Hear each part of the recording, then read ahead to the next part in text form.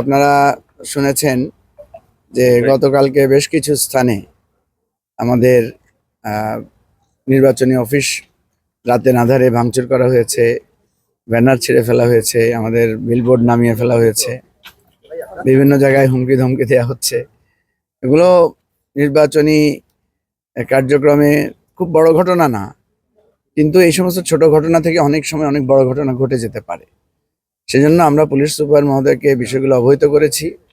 এর আগে গত 2-3 দিন আগে আপনারা জানেন যে আমাদের একটা প্রচার ক্যারাভান এসিল্যান্ড মিস্টার জসিমউদ্দিন উনি আটকে দেন, এবং ওনাকে আমরা বলেছি যে সারা দেশে বিভিন্ন জায়গায় এই ধরনের ক্যারাভান আছে, কালারফুল ক্যারাভান সবাই ইউজ করছে।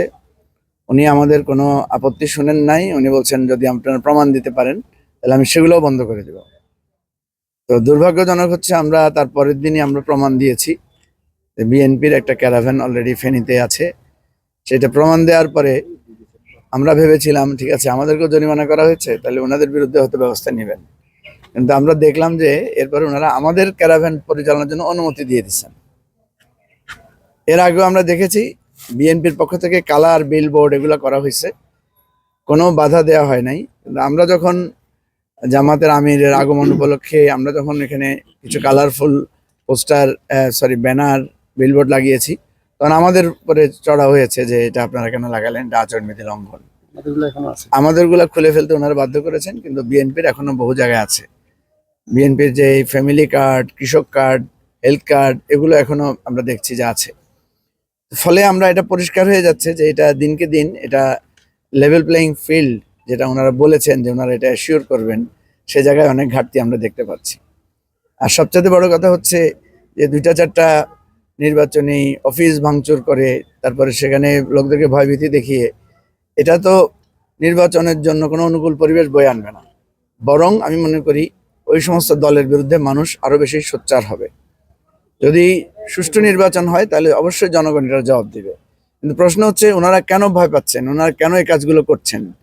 এটা কি ওনাদের কেন্দ্রীয় দৃষ্টিভঙ্গি, না স্থানীয় নেতাদের, নেতাকর্মীদের কারো কারো এটা একটা বিশেষ মানে ইচ্ছাকৃতভাবে তারা সেটা করছেন?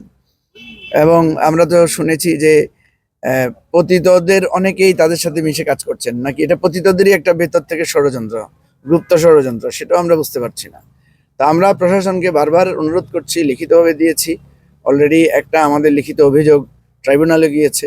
অলরেডি আমাদের অভিযোগের ভিত্তিতে জেলা প্রশাসক, রিটার্নিং অফিসার উনি অলরেডি আপনার আমাদের ক্যারাভানের যে জরিমানা করা হয়েছিল সেটা রিডিউস করেছেন, আপনারা সবাই দেখেছেন। কিন্তু আমার যে সুনাম ক্ষুণ্ণ হওয়ার সেটা তো হয়েছে।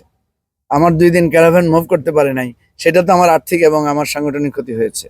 এই জিনিসগুলো আমরা আপনাদের মাধ্যমে ভোটারদেরকে জানিয়ে রাখছি, ভোটাররা যাতে, আমরা যদি প্রশাসনের কাছ থেকে সুবিচার না পাই তাহলে নিশ্চয়ই এই সুবিচারটা আমরা ভোটারদের কাছে পাবো, এবং সেটা 12 তারিখে নিশ্চয়ই জনগণ সেটা ফয়সালা করবে। কারণ আমাদের দেশে আমরা দেখেছি যখনই মানুষ রায় দেওয়ার সুযোগ পায়, যখনই মানুষ কথা বলার সুযোগ পায়, তখন স্বৈরাচারের বিরুদ্ধে, জালেমদের বিরুদ্ধে মানুষ কিন্তু সোচ্চার হয়, মানুষ কিন্তু তার ক্ষমতা প্রয়োগ করে, যেটা 5ই আগস্টে শেখ হাসিনার বিরুদ্ধে দেশের জনগণ করেছে।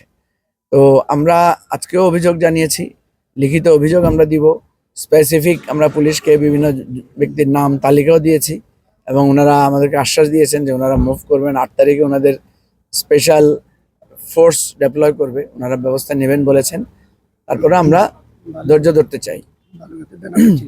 বালিগাঁওতে আমাদের একটা ব্যানার ছিঁড়ে ফেলেছে, কাজিরবাগেও আমাদের পরপর বেশ কয়েকটা মানে ভয়ভীতি প্রদর্শন করা হচ্ছে, আমাদের অফিস নেওয়ার ক্ষেত্রে বাধা দেওয়া হয়েছে।